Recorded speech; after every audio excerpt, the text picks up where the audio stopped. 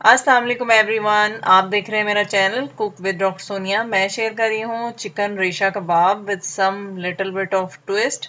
तो चलिए इजी सी रेसिपी को स्टार्ट करते हैं।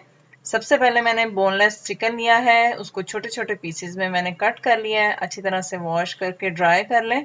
500 ग्राम यानी आधा किलो है ये।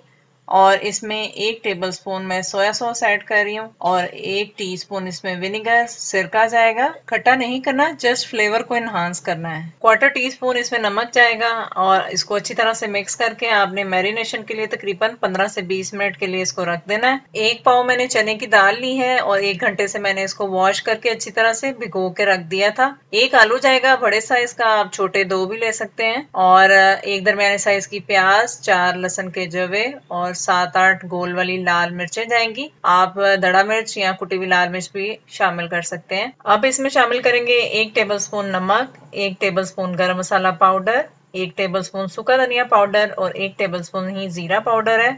काली मिर्च पाउडर जो है वो सिर्फ 1 टीस्पून जाएगा। ऐड कर लें सारे स्पाइसेस। और मैं इसमें लहसुन अदरक 1 टेबलस्पून ऐड कर रही हूँ। पानी 1 कप फुल और 3/4 कप यानी पौना कप मैंने और डाला है और इन सबको मैं प्रेशर कुकर में कुक कर रही हूँ। विसल के बाद आपने तकरीबन 10 से 15 मिनट देने होते हैं। देगची में कुक करेंगे तो आपको 1 घंटा चाहिए इसके लिए। एक पैन ले लिया, मैंने उसमें 1 टेबलस्पून ऑयल शामिल किया है और फिर मैरिनेटेड चिकन को ऐड कर दें। अगर नॉन स्टिक पैन नहीं है तो आपको ऑयल ज्यादा शामिल करना पड़ सकता है। कलर चेंज होने तक कुक कर लें और फिर कवर करके 7 मिनट इसको अच्छी तरह से गला लें। गल जाए तो हाई फ्लेम पे पानी को ड्राई कर लें। बड़ा अच्छा सा ये इस तरह से गोल्डन हो जाएगा, चिकन की सारी स्मेल खत्म हो जाएगी। और फिर मैंने इसको श्रेड कर लिया क्विकली। मीनवाइल दाल और आलू के मिक्सचर को चेक कर लेते हैं। 15 मिनट में अच्छी तरह से गल जाएगा। पानी रह जाए तो हाई फ्लेम पे इसको खुश्क कर लें और फिर ठंडा करके दाल को अलग से ब्लेंडर में ब्लेंड कर लें। आलू अलग से मैश कर लें और फिर इसी मिक्सचर को चिकन में ऐड कर दें। पहले मैंने ब्लेंड की हुई दाल को ऐड कर दिया